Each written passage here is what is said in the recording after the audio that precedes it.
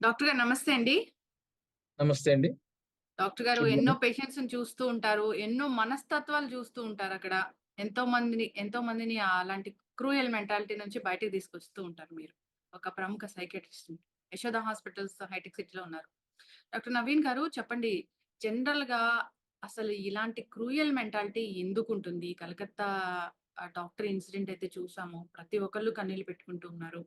ఏదైతే మనకి మెసేజ్ అయితే అందిందో ఈ కళ్ళల్లో గాజు పెంకులు కావచ్చు, సో బాడీ మీద గాయాలు కావచ్చు, నిజంగా అందరికి అందరి కళ్ళు చెమరుస్తూ ఉన్నాయి ఆ ఇన్సిడెంట్ చూస్తే.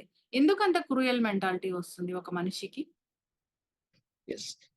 ఫస్ట్ ఆఫ్ ఆల్ క్లారిటీ ఏంటంటే, ఈ క్రూయాలిటీ, వైలెన్స్ ఒక రకంగా అగ్రెషన్ ఇది ఒక ఇండివిడ్యువల్ పర్సనాలిటీతో డిపెండ్ అయ్యుండేదండి.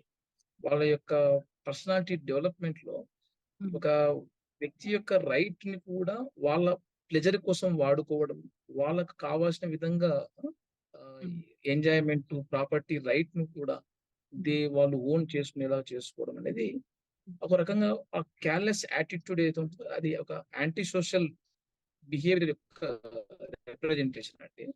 ఓకే. సో, ఈ రకమైన పర్సనాలిటీతో ఉన్నవాళ్ళు వీళ్ళ నేచురల్‌గా వీళ్ళ ఫిజికల్ అగ్రెషన్ యొక్క థ్రెషోల్డ్ చాలా లోగా పెట్టేసుకుంటారు. ఒక చిన్న హ్మ్. ప్లెజర్ కావాలన్నా కూడా అది హ్మ్. బయట సమాజానికి, బయట వ్యక్తికి అది ఎంత ఎంత వాల్యుబుల్ లాస్ జరుగుతుంది. హ్మ్. వాళ్ళ యొక్క డిగ్నిటీ, వాళ్ళ యొక్క ఫిజికల్ ఎగ్జిస్టెన్స్‌కి రైట్‌ని మనము వాళ్ళు తీసేసుకుంటున్నారు. వాళ్ళ ప్లెజర్ కోసము, వాళ్ళ హ్మ్. అవసరాల కోసము అనంటే, ఇది ఒక రకమైన పర్సనాలిటీ యొక్క డిజార్డర్‌గా మనం చూడొచ్చు. ఓకే. ఇటువంటి వాళ్ళు ఒక వీళ్ళ యొక్క మెంటాలిటీ అంటారా? వీళ్ళ యొక్క సైకలాజికల్ నేచర్ అంటారా? వీళ్ళ ప్రవర్తన ధోరణి ఒక యాంటీ సోషల్‌గా ఉంటుంది. సమాజపు యెస్. యాక్సెప్టెడ్ రీతిలో ఉండదు. So, yes. ఇంకో చెప్పాలంటే నాకు వీళ్ళు ఫిజికల్ అగ్రెషన్ కూడా చాలా చిన్న చిన్న కారణాలతోటే వీళ్ళు చూపిచ్చేయడం చేస్తుంటారు. హ్మ్. సొసైటీ రూల్స్ అండ్ రెగ్యులేషన్స్ పెద్దగా పట్టించుకోకపోవడం.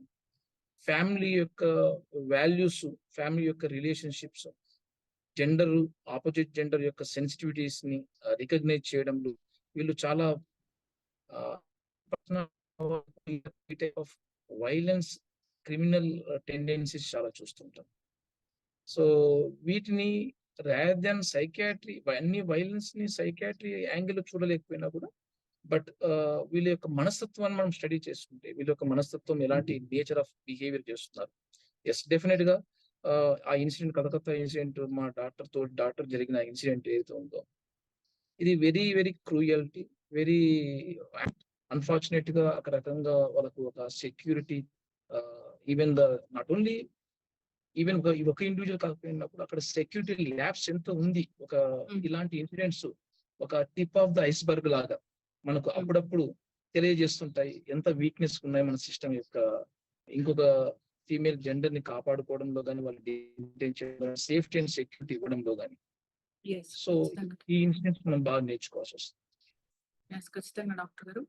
అయితే ఏదైనా మత్తు పదార్థాలకి బానిసలై ఇలా మనసు మారిపోతది. ఇలాంత క్రూయల్‌గా అవుతారు.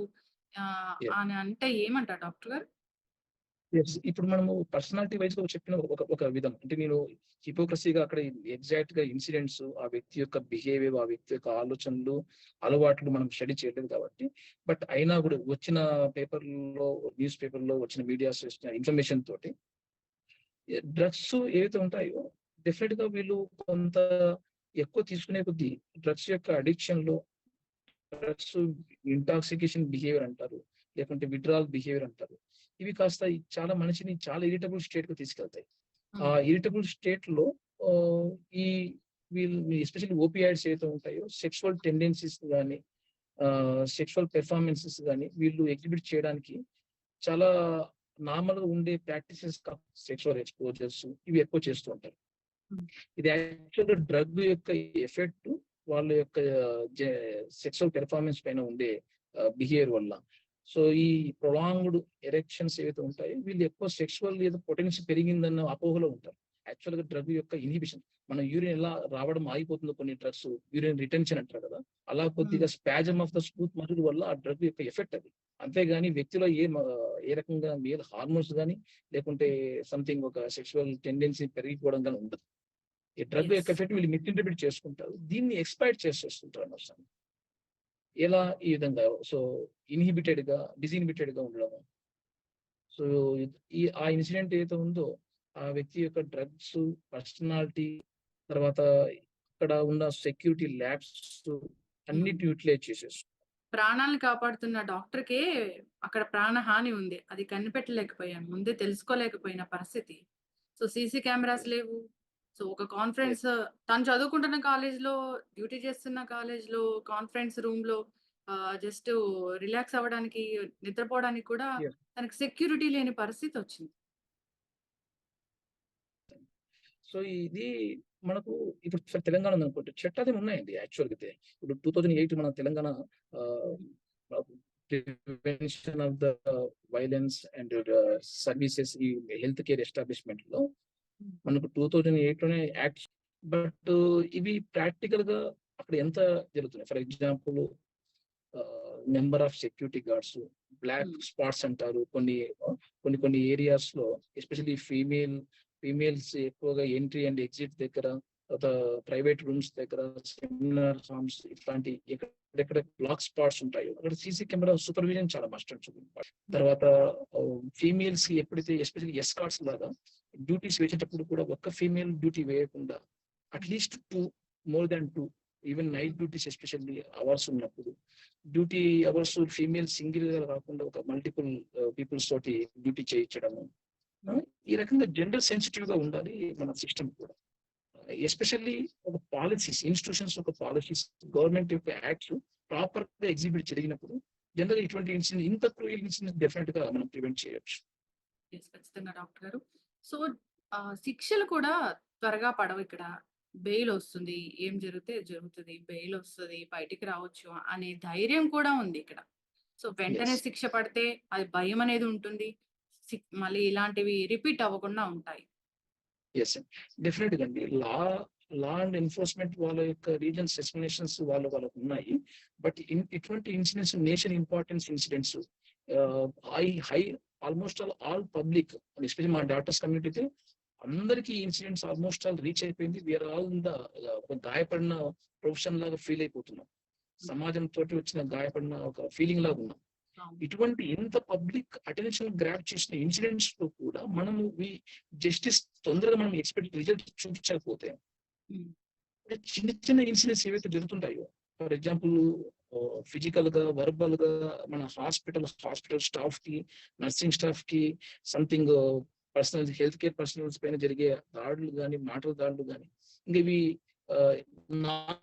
అయిపోతాయి. ఎందుకంటే అంత పెద్ద పెద్ద ఇన్సిడెంట్స్ మీరు we can't able to tackle అన్నప్పుడు లా అండ్ జస్టిస్ డిపార్ట్మెంట్ మనకి ఇంకా ఒక ప్రొఫెషన్ పైన మనకు ఒక రకంగా థ్రెట్ వచ్చేస్తుంది. యెస్. యెస్. ఖచ్చితంగా డాక్టర్ గారు.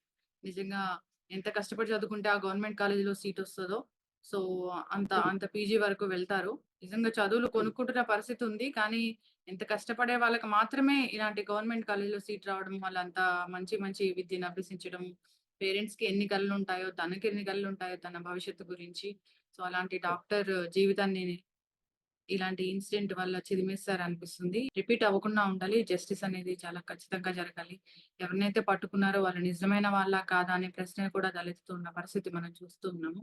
మన ఆంధ్ర తెలంగాణలో అయితే ఇప్పుడు చూడండి, న్యాచురల్ మన ఫ్యామిలీ సిస్టంలోనే ఒక న్యాచురల్ ఒక విషెస్ ఉంటాయి. ఒక పిల్లవాడు బాగా చదువుతున్నాడంటే డాక్టర్ ఒక విష్, తర్వాత వాడు సమాజం తెలుసుకున్నాక ఏదో ఒక స్టేటస్ రావాలి, పవర్ రావాలి అని వాళ్ళు ఒక పోలీసు, ఒక ఐఏఎస్, ఐపీఎస్ తర్వాత డిఫరెంట్ గా డ్రీమ్ చేస్తుంటారేమో. కానీ ఫస్ట్ ఫ్యామిలీస్ మాత్రం వాళ్ళ పిల్లల్లో చాలా డ్రీమ్ఫుల్ జాబ్స్ ఇవి, డ్రీమ్ఫుల్ ప్రొఫెషన్స్ ఇవి. డాక్టర్ ప్రొఫెషన్, ఒక ఇంజనీర్ ప్రొఫెషన్, ఇవి చాలా డ్రీమ్ఫుల్ గా ఉంటాయి, ఐఐటీస్ లాంటివి.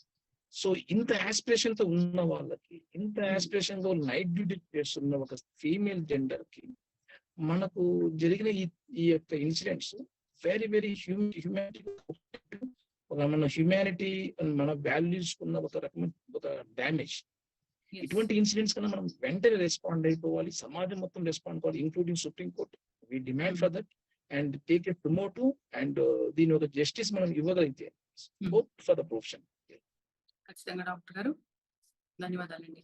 నమస్తే.